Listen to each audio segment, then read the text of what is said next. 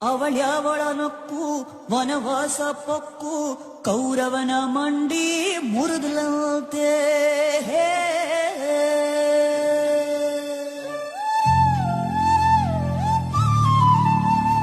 ಅವಳ್ಯಾವಳ ಅತ್ತು ಅಪವಾದ ಹೊತ್ತು ರಾವಣನ ವಂಶ ತೊಳೆದಲಂತೆ